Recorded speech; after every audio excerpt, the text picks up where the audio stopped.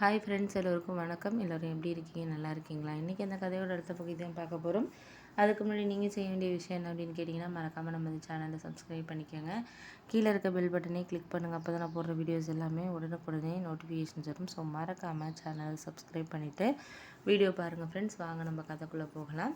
அதுக்கப்புறம் நான் என்ன யோசித்தேன்னா, சரி இதுக்கப்புறம் நம்ம வேறு எதுலேயும் நம்ம எந்த முடிவுக்கும் நம்ம போக வேணாம். நம்மளுக்கு இப்போ இருக்கிற ஒரு நிலைமையை விட்டுடுவோம் அப்படின்னு சொல்லிட்டு நான் அக்கா கிட்ட சொன்னேன். நீ இதுதான் பிரச்சனையா? அதுக்கு ஏன்க்கா என்கிட்ட நீ சரியாக பேசாமல் இருக்க அப்படின்னோடனே, நான் உன் ஒய்ஃபு வந்ததுக்கப்புறம் நீ கல்யாணம் பண்ணி வந்ததுக்கப்புறம் நான் வரப்போகிறேன். நான் சொல்லு, இப்போக்கி அம்மா வீடு இருக்குது. ஏதோ இங்கே எங்கள் மாமியாரும் அவங்க பொண்ணு வீட்டில் இருக்கிறாங்க. அதனால ஏதோ பிள்ளைங்க ஒரு லீவு இல்லை ஏதாச்சும் ஒரு இது இருந்தால் தானே நான் அழைச்சிட்டு வர போகிறேன். எப்போ பார்த்தாலும் வர்றேன் அப்படின்னு சொல்லிட்டு அதுக்கப்புறம் அம்மா ஒரு ஃபோன் பண்ணி கூட என்கிட்ட பேசலடா. அதுதான் எனக்கு ரொம்ப வருத்தமாக இருந்துச்சு. ஃபோன் பண்ணியிருந்தா கூட நம்மளுக்கு அந்தளவுக்கு ஒரு மனசு கஷ்டமாக இருந்திருக்காரு. ஃபோன் பண்ணியிருந்தா கூட சரி ஓகே அப்படின்னு சொல்லிட்டு இருந்திருக்கோம். ஆனால் எதுவுமே ஃபோனும் பண்ணலை, எதுவுமே பண்ணலை. ரொம்ப ஒரு மாதிரி மனசு ஒரு மாதிரி கவலையாகவே இருந்துச்சுடா. அதுதான் எனக்கு பாதி மனசு இது பண்ணுறதுக்கு காரணமே அப்படின்னோடனே, சரி சரிக்கா, நீ அதை பற்றி ஒன்றும் மனசை போட்டு குழப்பிக்காத. எதாக இருந்தாலும் சரியாகும். அதுக்காக நீ எதுக்கு நீ கவலைப்பட்டுட்ருக்க? நான் இருக்கிற வரைக்கும் நீ வரணும் போகணும். அம்மா என்ன இன்னைக்கு பேசணும், நாளைக்கு இது பண்ணும் அப்படின்னா, இல்லைடா அதுக்கு என்னோட அருமைங்கிறது தெரியலை.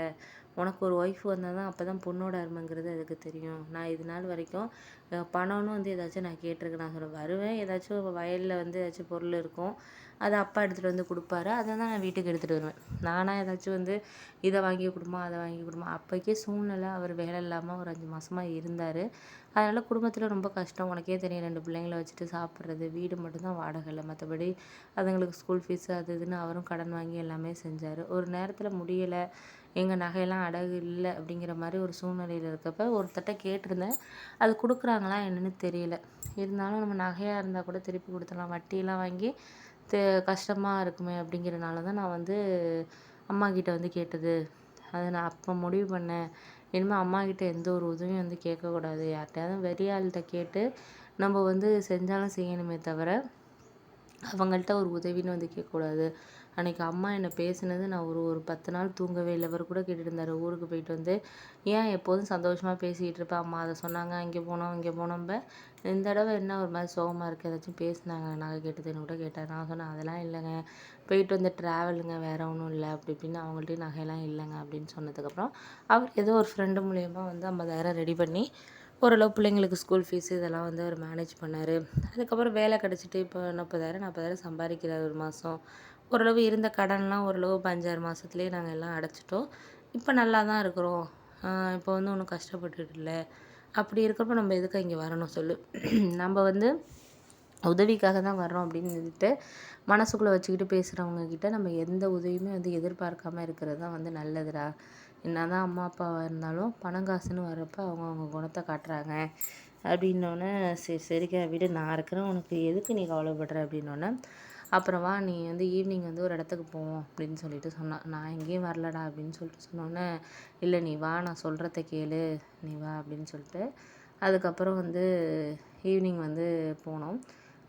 அக்கா அக்கா மாமா ஒரு ஆஃபீஸ் போயிட்டு நைட் 8 மணிக்கு தான் வருவார். நாங்கள் ஒரு 4 மணிக்கு குழந்தைங்கள்லாம் ஆட்டோவில் கிளம்பி போனோம். அதுக்கப்புறம் நான் அழைச்சிட்டு போயிட்டு பிள்ளைங்களுக்கு மால்ல அழைச்சிட்டு போயிட்டு அவங்களுக்கு தங்கச்சி பொண்ணுக்கு அக்கா பொண்ணுக்கு அடுத்த மாதம் பர்த்டே அப்படிங்கிறது எனக்கு தெரியும்.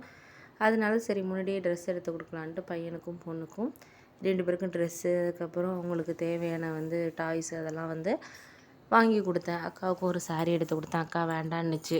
நான் இல்லைக்கா செய்கிறேன், இது அம்மா இது பண்ணது கிடையாது, நான் சம்பாரித்த காசு, என் அக்காவுக்கு நான் செய்கிறேன் அப்படின்னு சொல்லிட்டு அப்புறம் எல்லாம் நான் வாங்கி கொடுத்தேன்.